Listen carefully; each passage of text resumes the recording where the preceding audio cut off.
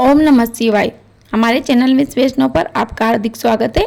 आज मैं लेकर आई हूँ आपके लिए पशुपतिनाथ व्रत में पूजा की क्या क्या सामग्री हमें अवश्य रूप से थाली में रखनी चाहिए, यानी कि पूजन में हमें किन किन चीज़ों की आवश्यकता होती है। दोस्तों, वैसे तो भोले बाबा की पूजा के लिए सामग्री की कोई सीमितता नहीं है, परंतु हमें जिन चीज़ों को अवश्य रूप से ही रखना चाहिए वो वस्तुएं मैं आपको यहाँ इस वीडियो में आगे बताने वाली हूँ। इन चीज़ों को तो हमें अवश्य रूप से थाली में रखना ही चाहिए। सबसे पहले तो हम पूजा का सामान रखने के लिए एक बड़ा सा बर्तन ले लेंगे। मैंने यहाँ पर थाली ली है और इस पर स्वास्तिक का चिन्ह बना लेंगे। जब भी हम कोई भी पूजा का सामान जमाते हैं तो सबसे पहले बर्तन पर स्वास्तिक का चिन्ह ही बनाते हैं। तो फ्रेंड्स, ये स्वास्तिक का चिन्ह बनकर रेडी है। अब हम इसमें पूजन का सामान जमाएंगे। तो सबसे पहले हमें पशुपतिनाथ के अभिषेक के लिए पंचामृत रखेंगे, जिससे दूध, दही, शहद और चीनी और घी मैंने दूध में ही मिला लिया। आप चाहो तो अलग से भी रख सकते हो या फिर आप इन सारी चीजों को एक में भी रख सकते हो। तो मैंने यहाँ पर दूध में ही घी मिला लिया था। इसके बाद में पंचमेवा, जनेऊ, कलावा। जनेऊ आप अवश्य रूप से रखें और वस्त्र स्वरूप कलावा भी अवश्य रखें।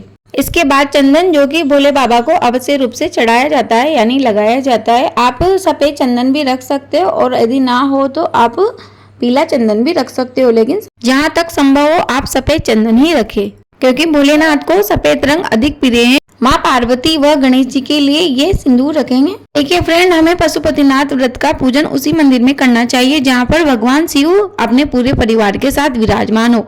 उसके बाद हम रखेंगे ये अबीर, गुलाल, अक्षत, काले तिल व हरी मूंग। अक्षत का मतलब तो आप जानते ही हो कि चावल होता है। इसके बाद हम रखेंगे गेहूं की मात्रा आप अपने हिसाब से रख सकते हो। मैंने यहाँ पर 1 कटोरी गेहूं लिए हैं। उसके बाद हम शिव जी की आरती के लिए कपूर, दीपक व धूप बत्ती रखेंगे। तो फ्रेंड्स, ये मैं सुबह की पूजा जमा रही हूँ, इसीलिए भोग के लिए हम कोई भी एक मौसमी फल रखेंगे। शाम के भोग के लिए तो हमें कोई पकवान बनाना होता है।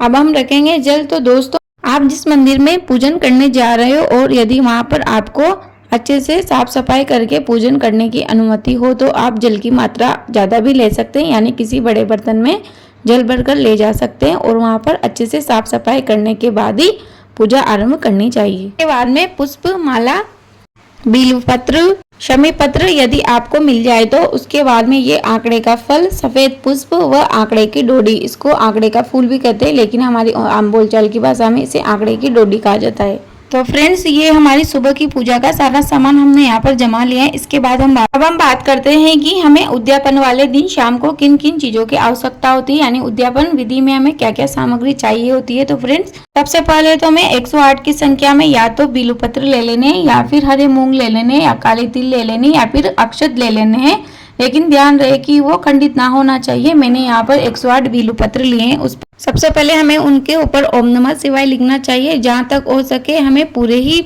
बिल्वपत्रों पर ओम नमः शिवाय लिखना चाहिए, परंतु यदि ऐसा संभव ना हो तो कम से कम 8 बिल्वपत्र पर ओम नमः शिवाय अवश्य लिखे। इस प्रकार चंदन से और बाकी के बिल्वपत्रों पर इस प्रकार से चंदन का टीका लगा दे। ये टीका आप हाथ की अंगुली से भी लगा सकते हैं। पशुपति व्रत का उद्यापन 5वें व्रत में होता है। आटे के दिए हमें बाकी के 4 व्रत वाले दिन भी शाम को पूजा के समय बनाने होते हैं और शिव मंदिर में ले जाने होते हैं, जिनमें से 5 दिए भगवान के मंदिर में जलाए आते हैं और एक बिना जलाया हुआ दिया अपने घर ले आते हैं और अपने दाएं हाथ की तरफ घर की दहलीज पर जलाते हैं।